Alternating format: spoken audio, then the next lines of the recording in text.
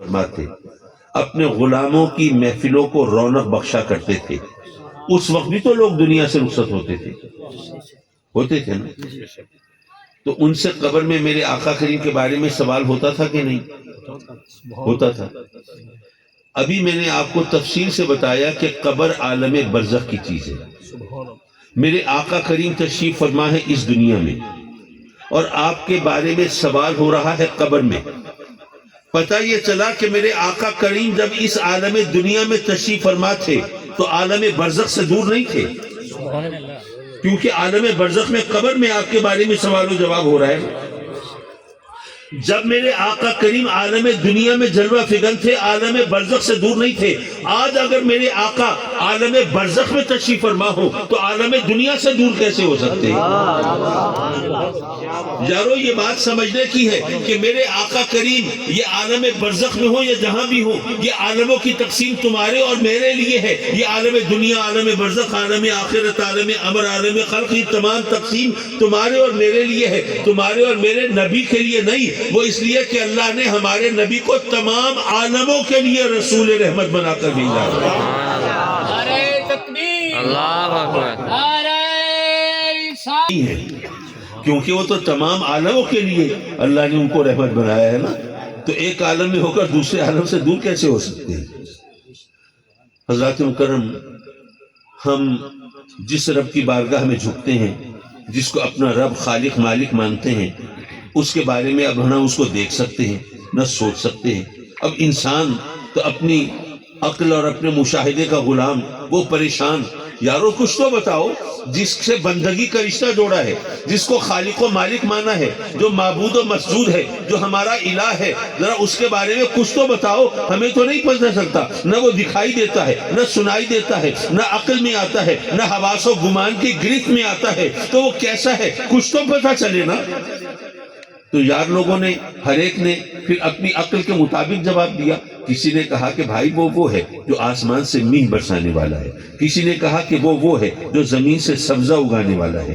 کسی نے کہا کہ وہ شاخ شجر کو ثمر بار کرنے والا ہے. کسی نے کہا کہ وہ سر شاخ گلاب پھول مہکانے والا ہے.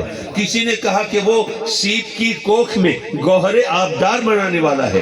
کسی نے کہا کہ وہ بساط ہستی بچھانے والا ہے. کسی نے کہا نگار خانہ قدرت سجانے والا ہے. کسی نے کہا گردش لیل و نہار قائم فرمانے والا ہے.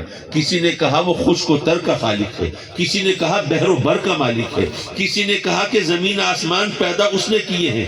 کسی نے کہا کہ چاند ستارے اس کی تخلیق کا مظہر ہے. حضرات مکرم، ہر ایک اپنی عقل کے مطابق جواب دیتا رہا نا. اب یہ سجدہ کرنے والے، اس سے بندگی کا رشتہ جوڑنے والے، وہ بیچارے کنفیوز ہیں، پریشان ہیں. مولا کچھ پتہ نہیں چلتا. کوئی کہتا ہے روزی رزق دینے والا، کوئی کہتا ہے آل اولاد دینے والا، کوئی کہتا ہے عزت اور ذلت کا مالک، کوئی کہتا ہے سمندروں کو تلاطم آشنا کرنے والا، کوئی کہتا ہے ندیوں کو روانی دینے والا، کوئی کہتا ہے کہ دریاؤں کو سبکرو بنانے والا، کوئی کہتا ہے پہاڑوں کو بلندی دینے والا، کوئی کہتا ہے کہ پتھر کو سختی دینے والا، کوئی کچھ کہتا ہے، کوئی کچھ کہتا ہے.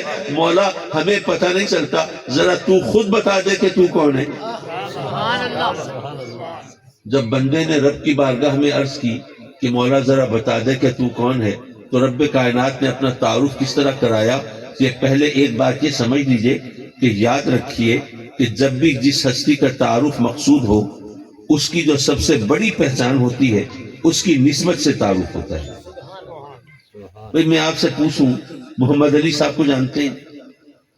اب محمد علی بڑا کامن نام ہے. آپ سوچ میں پڑ گئے کون محمد علی؟ ایک تو میرے خالو ہیں کاظمی صاحب، اس کو تو نہیں جانتے ہوں گے، ان کے بارے میں کیوں پوچھیں گے؟ ایک ہمارے محلے میں اٹال والا ہے لکڑی کی، اس کے بارے میں اس کی کیا اوقات ہے، اس کو کیوں پوچھیں گے؟ کہیں قائد اعظم محمد علی جناح کی بات تو نہیں کر رہے؟ کہیں مولانا محمد علی جوہر کا ذکر تو نہیں؟ کہیں محمد علی باکسر، محمد علی کلے کی بات تو نہیں؟ یارو اگر مجھے بانی پاکستان کی بات کرنی ہے تو قائد اعظم کا لاحقہ لگانا پڑے گا. اگر مولانا محمد علی جوہر کا ذکر ہے تو جوہر کا سابقہ نفی کرنا پڑے گا. اگر محمد علی باکسر، محمد علی کلے کی بات ہے تو کلے یا باکسر کا لفظ ساتھ بولنا پڑے گا، تب پتہ چلے گا نا. تو جو جس کا تعارف ہو جس کی کا ذکر ہو اس کا جو سب سے بڑا تعارف ہے، جو سب سے بڑی پہچان ہے، جو سب سے معتبر حوالہ ہے، اس کی نسبت سے بات کی جائے گی، تب پتہ چلے گا کس کی بات ہو رہی ہے۔ آپ سے کوئی پوچھے جی بتائیے حامد سعید کو جانتے ہیں، آپ سوچنے لگیں گے یار نام سنا ہوا لگ رہا ہے، پتہ نہیں کون ہے۔ اگر میری بات کرنی ہو تو بتانا پڑے گا غزالی زماں کے بیٹے کی بات کر رہے ہیں کہ میرا سب سے معتبر حوالہ وہی ہے۔